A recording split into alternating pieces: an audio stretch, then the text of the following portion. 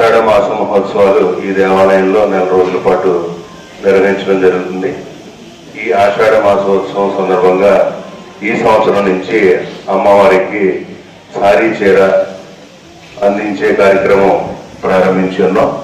ఇందులో మొదటి శుక్రవారం నాడు తుని పట్టణంలో ఉన్న మీకు తెలిసిన రాజావారికి అమ్మవారికి అవినాభావ సంబంధం ఉంది. వారు ఆడపడుచు కింద అమ్మవారిని మా రికార్డులో ఉండటం వల్ల మొదటి సంవత్సరం ప్రారంభించాం కాబట్టి ముందుగా వారి కుటుంబ సభ్యుల నుంచి సారీ చీర తీసుకొచ్చి అమ్మవారికి సమర్పించడం జరిగింది.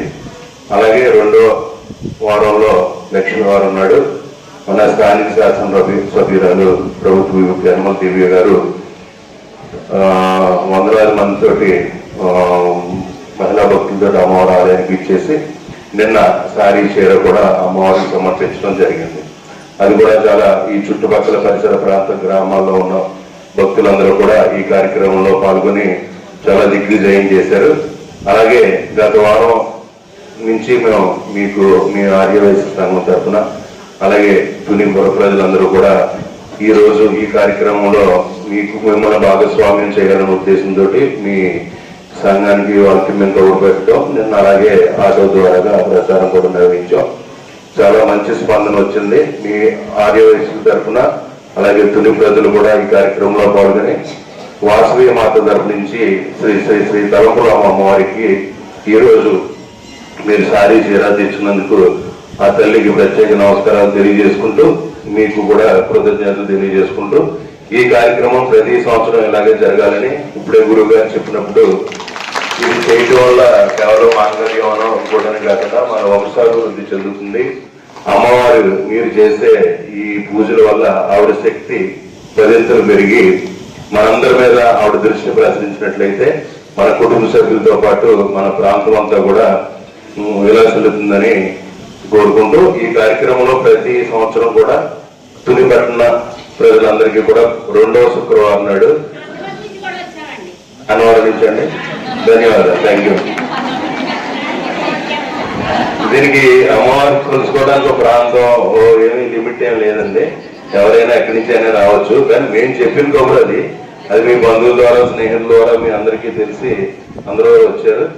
అలాగే నిన్న మేము ఇలాగే ఒక బ్యాచ్ పూర్తి చేసి పంపిద్దాం అనుకుంటే 4 బ్యాచ్లు చేయవలసి వచ్చింది. 300 మంది చెప్పిన ఒక్కో బ్యాచ్కి.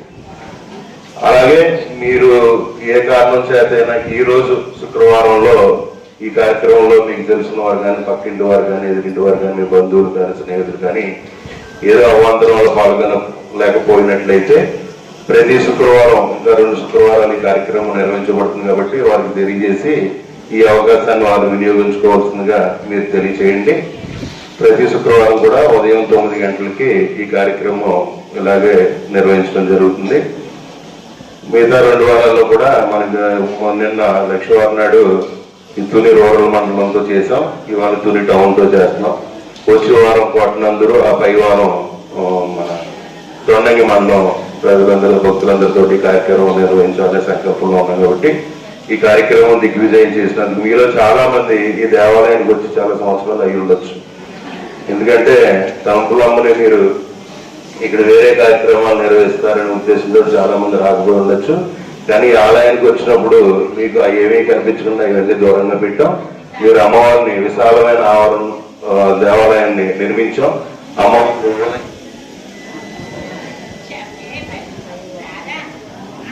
2 కోట్ల రూపాయలతో ఆలయాన్ని పునర్నిర్మించి గర్భాలయాన్ని కూడా విస్తరించి భక్తులు ఏ వరుసలో నుంచున్నా కూడా అమ్మవారి ప్రశాంత వాతావరణంలో ఆధ్యాత్మిక చింతనతో అమ్మవారి దర్శనం జరిగే ఏర్పాట్లు చేసి ఈ ఆలయానికి వచ్చే భక్తుల దృష్ట్యా కూడా ఈ మండపాలన్నీ కూడా విస్తరించాం.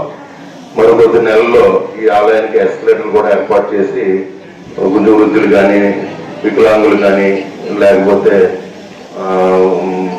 ఏదైనా ఇబ్బందులు ఉన్నా నడవలేని వారు మోకాళ్ళ నొప్పులు ఆరోగ్య సమస్యలు ఉన్న వాళ్ళందరూ కూడా లేదా మామూలుగా మనంటూ కూడా దాని ద్వారా వినాయకుడి గుడికి వచ్చి అమ్మవారిని దర్శించుకునే అవకాశం త్వరలోనే రాబోతుంది. ఈ ఆలయంలో ఎప్పుడు పిలిచిన అమ్మవారి ప్రతిష్ట మేము 5 రోజులు చేసాం.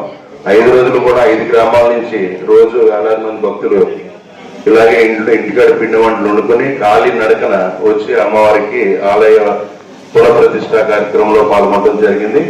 అలాగే అమ్మవారి ఆలయం రాజగోపురం నిర్మాణంలో భాగంగా గోపురం ముందు రాతి మెట్లు నిర్మిస్తే మీరందరూ కూడా వచ్చి మెట్లు పూజ నిర్వహించారు అమ్మవారికి. అలాగే ఆషాఢ మాసం కూడా శుక్రవారం పూజలు కూడా మీరందరూ నిర్వహిస్తున్నందుకు అమ్మవారి ఆశీస్సులు మీకు మీ కుటుంబ సభ్యులకి ఎల్లవెల్ల ఉండాలని కోరుకుంటూ ఈ కార్యక్రమంలో పాల్గొన్నందుకు మీ అందరికీ ప్రత్యేకంగా ధన్యవాదాలు తెలియజేస్తున్నాను. Thank you.